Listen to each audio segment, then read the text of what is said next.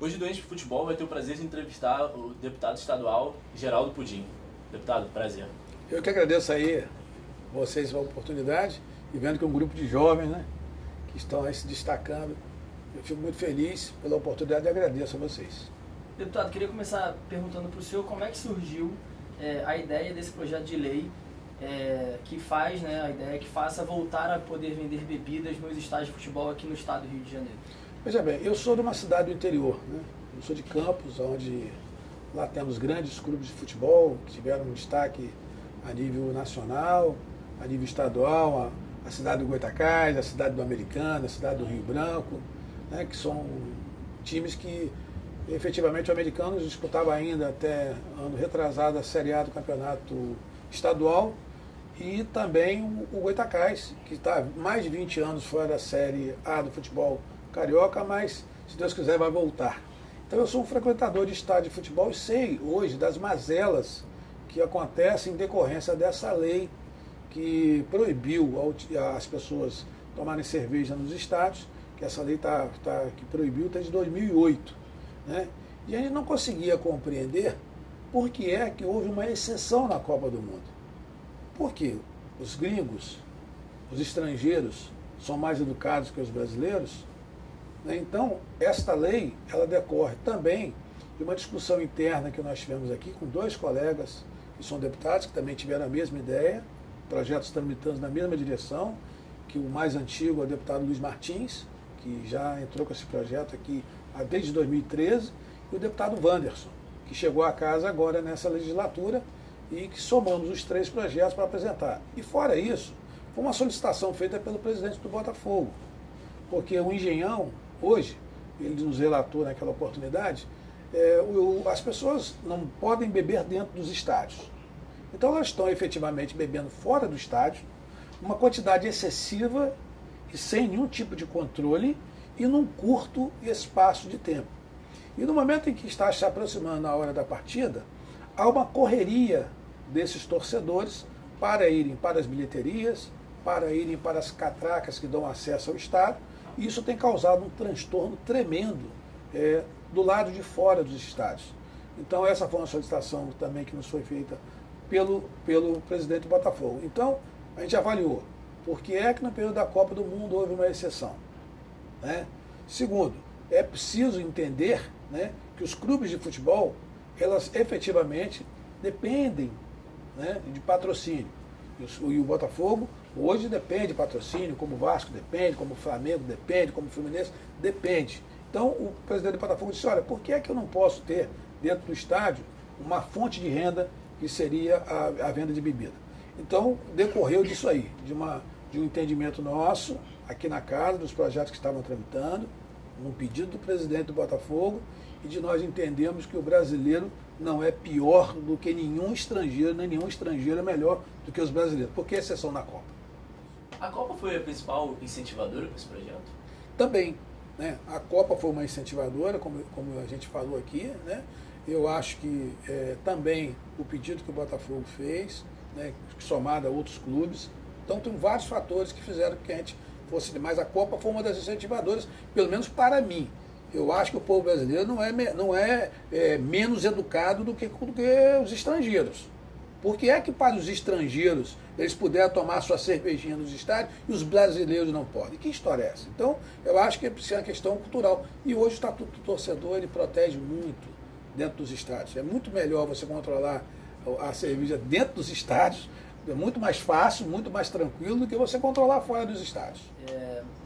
Existe uma outra ala que continua defendendo que não seja permitido a venda das cervejas nos estádios.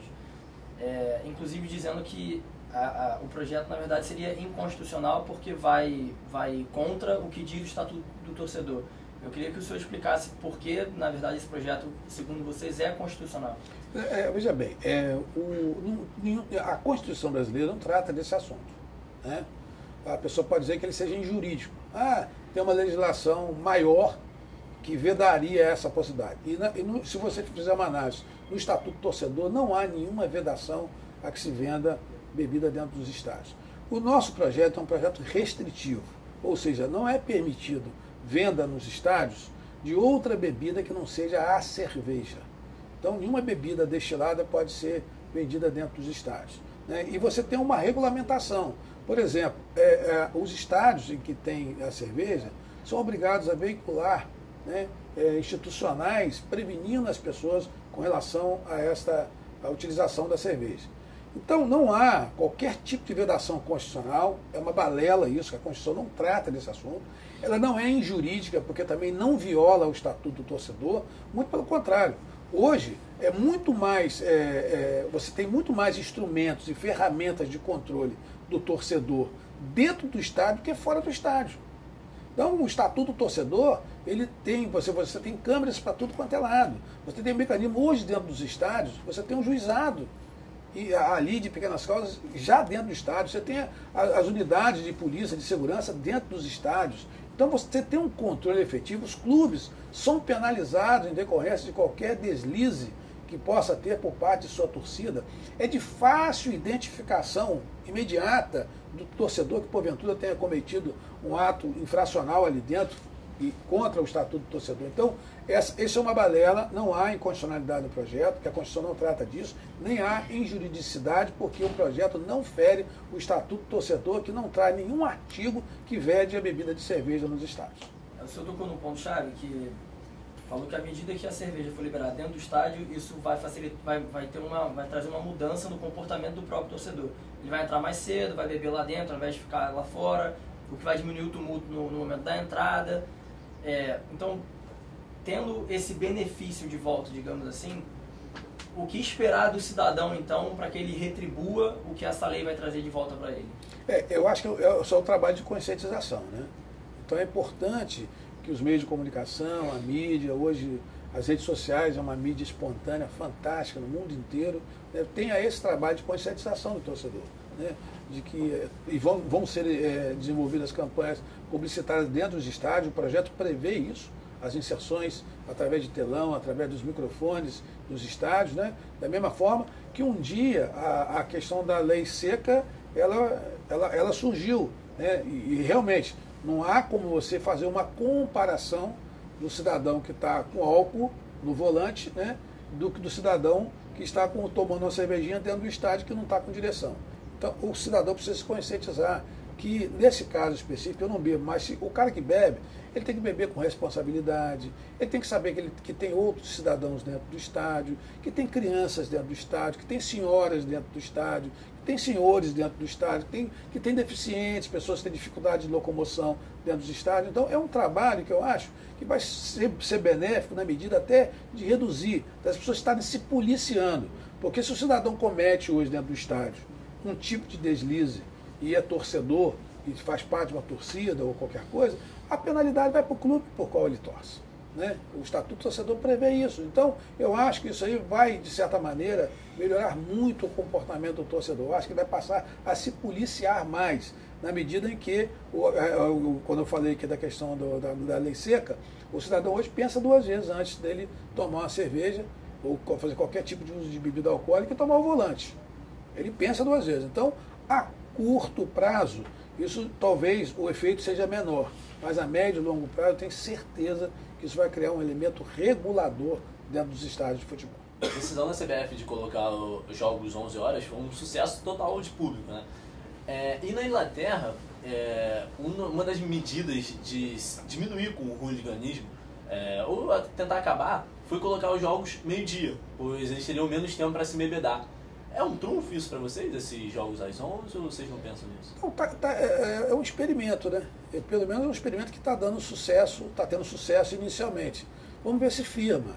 Eu acho interessante, né? Porque pelo menos a pessoa, ao acordar, já não está com aquele ímpeto de tomar muita bebida, etc. Eu tenho frequentado, fui a alguns jogos, acho que fui a um jogo do Botafogo às 11 horas, também a quantidade de público também é excelente.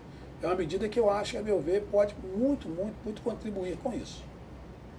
Você acha que a liberação vai atrair um público que talvez estivesse fora do estádio atualmente? Ah, com certeza, com certeza. Se torna uma atração a mais. Eu posso dizer, eu não bebo, mas compreendo.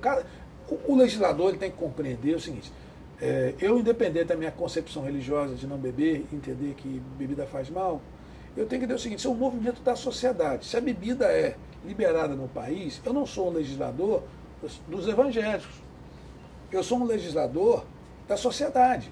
E a sociedade ela convive com isso. Isso não foi um movimento criado, né, pelo legislador. É um movimento da população. É um movimento do torcedor. E cabe ao legislador tão somente regular essas relações, criar mecanismos de fiscalização e de controle para que não haja excesso dentro dos estádios. Esse é o nosso papel. Agora, com essa situação, evidentemente, aquele cidadão que estava afastado, não vou lá porque eu não posso tomar minha cervejinha, entendeu? Ele vai voltar. Porque ele vai voltar porque para ele é fundamental, faz parte do cardápio dele, o futebol e a cerveja. Então, na medida que ele não pode ter a cerveja, ele não vai no estádio, porque os dois se completam. Então, eu entendo que vai trazer muita gente de volta aos estádios. O senhor teme que o preço da cerveja seja muito alto e acabe não fazendo diferença nenhuma, essa liberação?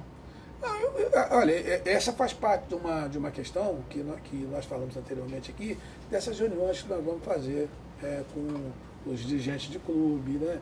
Com as torcidas organizadas, porque eu acho que se é uma questão que você vai colocar no estádio, você não tem que botar preço abusivo, preço excessivo, porque não vai, de nada vai valer a lei. O cara vai voltar de novo lá de fora, na birosquinha e no isopor, né? Porque lá ele vai encontrar um preço mais acessível. Então, essa não é a intenção. É preciso conscientizar também os dirigentes e principalmente as pessoas das empresas que são fornecedoras de cerveja, para que não haja esse tipo de cobrança. Até porque lá também tem o PROCON, né? Então, praticar preços abusivos dentro dos estádios também pode ser um elemento do PROCON atuar. Deputado, então, em nome da Dante Futebol, a gente agradece. Obrigado pelo seu tempo, obrigado pela ótima entrevista. Eu queria que o senhor deixasse uma última mensagem aí para todos nós, os que bebem e os que não bebem nos estádios. Olha, aos que não bebem, não se preocupem que essa medida venha trazer qualquer tipo de prejuízo ou aumentar a violência dentro dos estádios. Muito pelo contrário, a violência dentro dos estádios, ela não tem ocorrido. Ela tem ocorrido muito mais fora do estádio por conta da venda no entorno dos estádios do que efetivamente uma liberação dessa.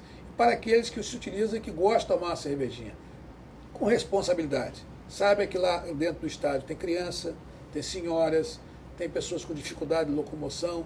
Então é preciso respeitar o espaço do outro, é preciso respeitar o direito do outro. Então vamos com tranquilidade que o grande artista não é você.